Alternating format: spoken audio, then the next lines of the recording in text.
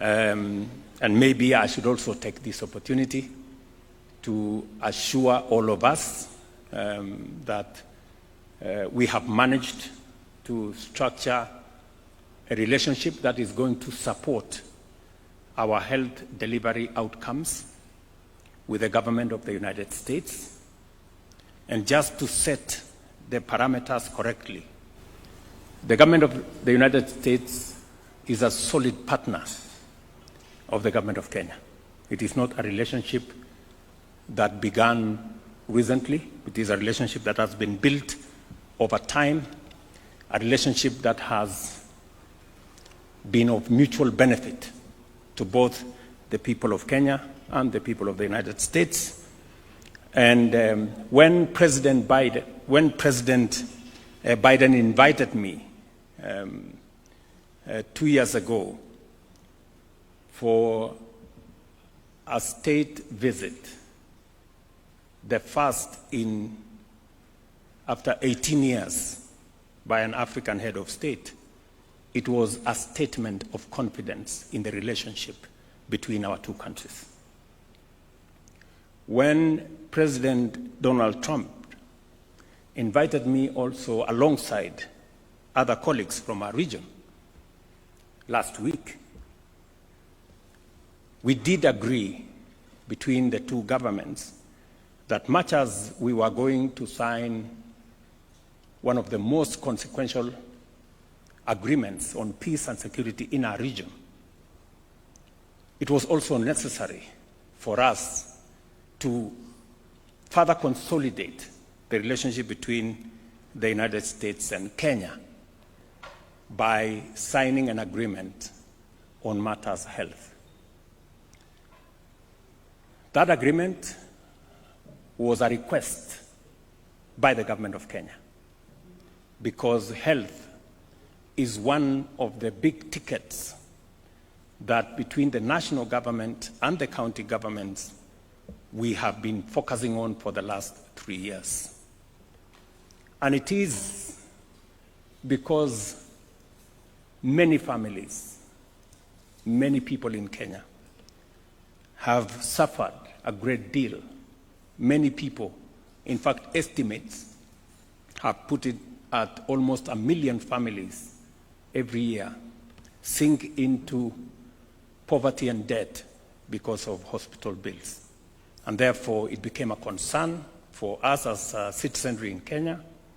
It became a campaign matter for all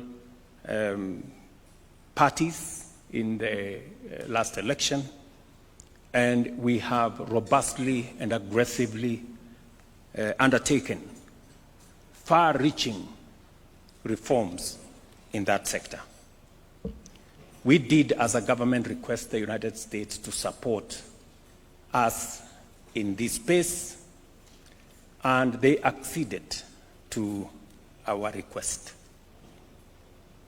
And when I got the invitation, I did propose that maybe that was a good occasion to sign off on the agreement that we were discussing. The government of the United States did send in officials from Washington to come to Kenya. We did undertake the negotiations. I must commend C.S. Duale, P.S. Oluga, and the teams at Ministry of Health for working overtime with the support of the Office of the Attorney General to finalize on that agreement and to facilitate the signing of that agreement on my visit to the United States last week. For the people of Kenya, the United States is supporting Kenya with $1.6 billion, which is just over 200 billion shillings over the next 5 years in the health sector, a sector they have been supporting for a long time. In fact, the numbers show that the United States has spent $7 billion in Kenya on matters health over time. Let me also say that this facility is not alone. I have seen some comments whether we are contracting more debt. Just to assure the nation that this is not a loan facility. I have also been careful to make sure that the negotiations were clear. If you followed the United States Secretary of State, Marco Rubio, did state clearly that we have working institutions in Kenya. We did not become the first country to sign an agreement on health with the United States by default.